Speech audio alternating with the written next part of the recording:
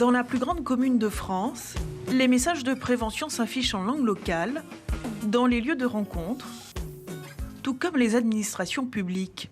À la mairie de Maripasoula, il a fallu investir dans des plexiglas, mais pas seulement. Dans ces cartons, des milliers de masques. Cette crise sanitaire fragilise les finances communales. On n'avait pas budgétisé, donc du coup il a fallu tailler dans le vif pour trouver une ligne budgétaire pour pouvoir payer ce qu'on a payé. Au niveau de la municipalité, nous avons d'entrée de jeu investi pour 27 000 € en termes de masques grand public pour nos agents, pour des personnes vulnérables et puis pour nous-mêmes élus, puisque nous sommes en première ligne. Nous avons une chance inouïe d'avoir une trésorerie qui nous a permis de le faire. Mais pour un avenir proche, je ne sais pas comment ça se passer, si nous serons accompagnés ou pas, mais ce sera en tout cas difficile pour nous, municipalité de Maripasoula. Autre sujet de préoccupation, la rentrée scolaire. Avec 11 établissements dans le bourg de Maripasoula et ses écarts, il faut déjà réfléchir aux dispositifs qui seront mis en place. Un ensemble de travail a été fait avec les directeurs des écoles, selon la configuration de chaque école justement, pour pouvoir mettre en place le protocole sanitaire en place. La difficulté ici à Maripasoula, c'est l'enclavement, on le sait, on le connaît. Donc du coup, c'est plus par rapport à ça, pour les livraisons des produits justement, pour la désinfection des locaux, voilà. Beaucoup de maires disent que ça va être un petit peu difficile d'ouvrir leurs écoles. Est-ce que vous êtes optimiste, vous ? Ça dépendra de l'évolution de la crise sanitaire déjà, mais en tout cas, en fonction de cette évolution, nous, dans nos établissements, nous sommes prêts justement à accueillir les élèves si il faut ouvrir les écoles en fonction de ça. À Maripasoula, l'épidémie de coronavirus gagne du terrain. Ces 7 derniers jours, 42 nouveaux cas ont été recensés. Et souvent, aux côtés des collectivités, dans cette crise, les associations, c'est d'elles qu'il sera question à 20h10, juste après ce journal. La 5e édition spéciale consacrée à la Covid-19 et à ses conséquences s'intéresse ce soir à l'action sociale vers les publics les plus défavorisés, l'aide alimentaire, le dépistage dans les quartiers populaires. Depuis le début de la crise, les associations font un travail de terrain colossal et Jessie Xavier leur a consacré l'émission spéciale de ce soir donc. Sur le plan juridique, plusieurs associations ou collectifs guyanais préparent une plainte contre les ministres et les hauts fonctionnaires chargés de la gestion de la crise sanitaire sur le territoire. Il s'agit des membres de la plateforme unitaire Sauvons des vies, protégeons nos Gangans.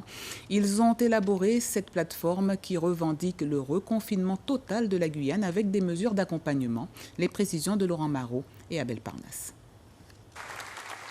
La visite du Premier ministre n'a été qu'une promenade pour rien, avec un affichage d'autosatisfaction alors que la situation est dramatique. C'est l'analyse des membres de la plateforme unitaire « Sauvons nos vies, protégeons nos Gangans ». Ils préparent une plainte pour mise en danger de la vie d'autrui, homicide involontaire ou par négligence. Sur les personnes qui sont mises en cause, c'est le Premier ministre français, le ministre de la Santé français, et en Guyane, le préfet, la directrice de l'ARS, et puis pour les derniers jours, le directeur de la crise sanitaire qui vient d'être nommé. Pour le gouvernement français, il n'y a qu'une seule juridiction possible, c'est la Cour de justice de la République. Et pour ceux qui relèvent de la situation du territoire de la Guyane, du pays Guyane, c'est le tribunal judiciaire de Cayenne. La plateforme unitaire du 5 juillet réunit le collectif PLPG, Panga La Santé PEP Guyanéa, le club des entreprises, les associations citoyens et citoyennes et Ensemble pour la sécurité. Ils dénoncent une sous-estimation du nombre des décès dus au Covid-19 et défendent plus que jamais le reconfinement. On préconise le confinement total. Mais quand on préconise le confinement total, avec des mesures d'accompagnement, bien sûr, au niveau social, au niveau sanitaire, au niveau de l'alimentation, au niveau des aides administratives, etc.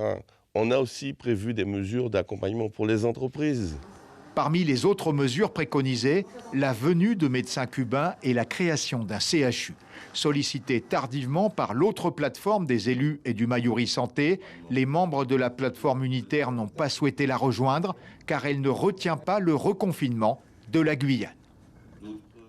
Et justement, 14 juillet, jour férié oblige, la séance des questions au gouvernement a eu lieu ce jeudi et l'échange a été musclé entre le député guyanais Gabriel Serville et le ministre de la Santé suite à son passage éclair dans le département le week-end dernier. Après un préambule qui a manifestement déplu à Olivier Véran, Gabriel Serville lui a demandé quelle suite il comptait donner à la motion signée par les élus, le collectif Mayori Santé Guyane et l'UTG. On écoute les deux interventions.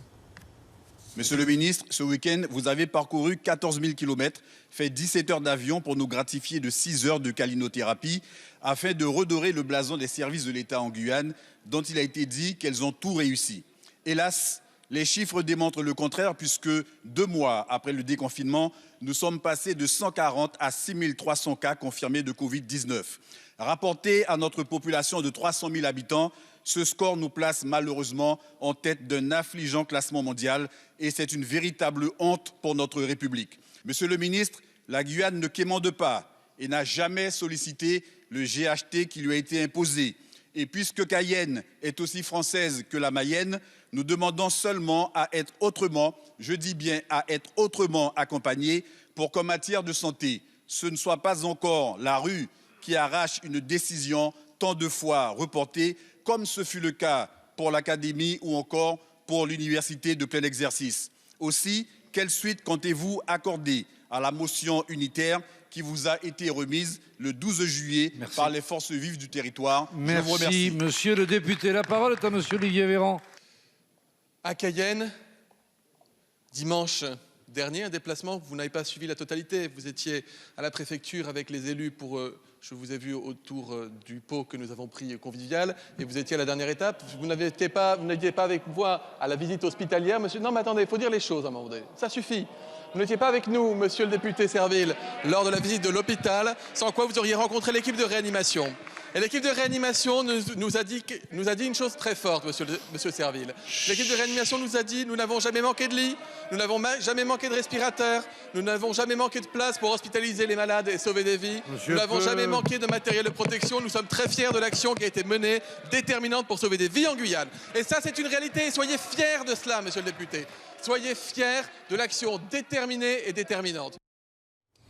Politique toujours, la cérémonie d'investiture du nouveau président surinamais a donc eu lieu ce matin sur la place de l'Indépendance à Paramaribo, la capitale.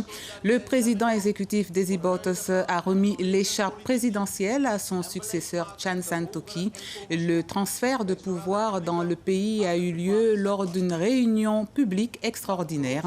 Le 9e président de la République du Suriname gouvernera le pays avec son vice-président Ronnie Brunswick, l'ancien chef du Jungle Commando du temps de la guerre civile. Ce matin, Chan Santoki a rappelé qu'il entendait lutter contre la corruption et pour une plus grande justice sociale. C'est une bonne nouvelle pour les amoureux de la glisse. La Ligue de roller et skateboard Guyane maintiennent leur centre aéré pendant... Suivez l'info sur Guyane la Première, télé, radio et Internet.